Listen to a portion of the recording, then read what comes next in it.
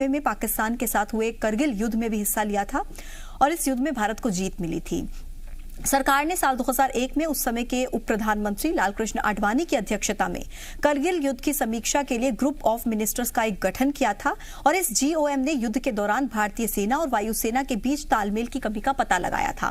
फिर इस समूह ने चीफ ऑफ डिफेंस स्टाफ की नियुक्ति की सिफारिश की थी और इसका उद्देश्य था तीनों सेनाओं में तालमेल बनाना और बिपिन रावत देश के पहले सीडीएस ही थे।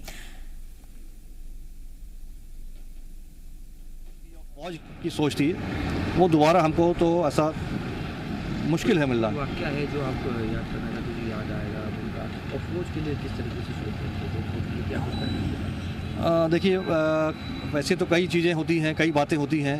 एक बार हम लोग बैठे हुए थे कलकत्ता में रैम पार्ट में, तो हमने उनसे कहा कि जी आइए हम आपकी सेवा करते हैं, कभी आप ससुराल पधारिए तो देखते हैं। तो उन्होंने कहा कि बेटा अभी हमारे पास समय नहीं है, अभी समय है हमको अपनी फ़ौज की सेवा करने का।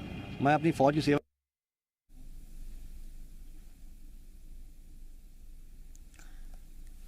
देखिए, ये वो समय होता है जब याद करने का मौका होता है और आज हम सब जनरल बिपिन रावत को याद कर रहे हैं। उनका करियर किस तरीके से रहा, क्या संघर्ष उन्होंने किए, देश के नाम उन्होंने क्या दिया, ये सब बातें आज हम फिर से एक बार याद कर रहे हैं क्योंकि उनका करियर काफी ज्यादा चुनौतियों से भरा हुआ भी रहा था। और आपको बता दें कि उनके नेतृत्व में सेना ने सीमा पार जाकर आतंकी शिविरों को ध्वस्त करके कई आतंकियों को ढेर किया। मणिपुर में जो आतंकी हमला हुआ था उसमें 18 सैनिक शहीद हुए थे और इसके जवाब में सेना के कमांडो ने म्यांमार की सीमा में दाखिल होकर हमला किया था।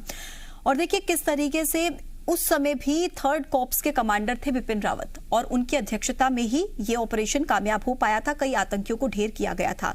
जम्मू कश्मीर के उरी में सेना के ब्रिगेड हेडक्वार्टर पर कुछ आतंकियों ने जब हमला किया था उसमें भी 19 सैनिक शहीद हुए थे और करीब 30 सैनिक उस वक्त पर जख्मी हुए थे।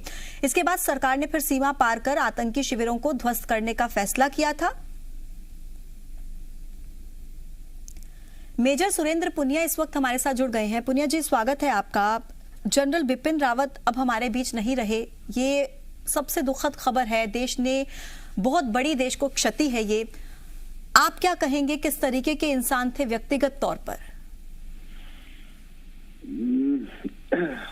सबसे पहले तो I would like to say it's my personal loss because I was very close to general Bipin Rawat.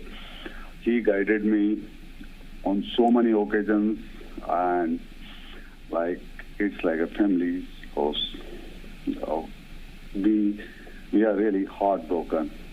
It's a very, very sad incident. It's a personal loss. He was a brave man. He was an amazing soldier, thoroughly professional man, and he always treated young officers with like their own kids. And I remember so many occasions when on one call he called me, asked kya chahiye, kya karna hai, for soldiers, for ex-servicemen, for war widows, for young officers.